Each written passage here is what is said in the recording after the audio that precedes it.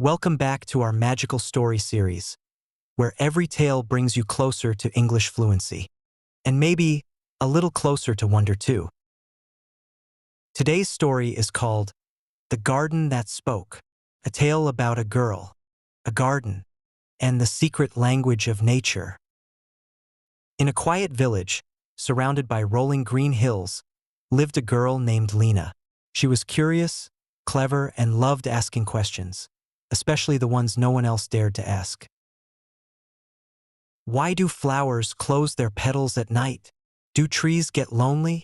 Can a garden hear you if you whisper? Everyone laughed at Lena's questions. They told her to stop dreaming and focus on real things.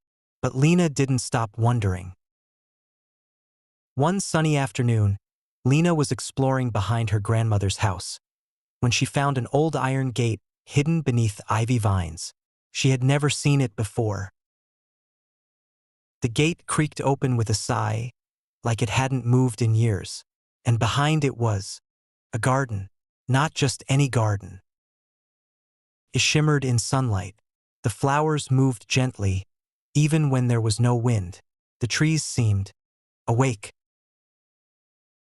As Lena stepped into the garden, she heard a whisper. "You came back." She froze. Who said that? No one was there. But then the vines near her feet curled slightly, as if smiling, and the flowers tilted toward her like curious cats. The garden had spoken. Each time Lena came back, she heard more. The daisies would giggle. The trees would hum. The wind carried tiny stories about lost seeds, grateful bees, and dreams planted in the soil. But she learned something else too. The garden only spoke when she listened. If she came with noise and rushing thoughts, the garden fell silent. But when she came quietly, with patience, it bloomed with voices. One day, the village faced a terrible problem. The water had dried up, and the crops were dying. People were worried. They tried everything, but nothing worked.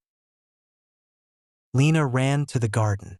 She placed her hand on the old oak tree. "Please," she whispered. "What should we do?" There was silence. Then, a soft wind circled her, and a low voice replied, "The stream under the village is blocked by stone. Dig where the sun touches the shadow at noon." Lena told the villagers. They didn't believe her at first, but they tried, and they found it, a buried stream now flowing again. After that day, the villagers listened more. To Lena, to the wind, to silence. The garden never became a tourist place. It didn't want to be, but every so often, when someone entered with kindness and wonder, it spoke, just like before. In a world full of noise, the greatest wisdom often hides in silence. We don't need to shout to be heard, or run fast to find answers.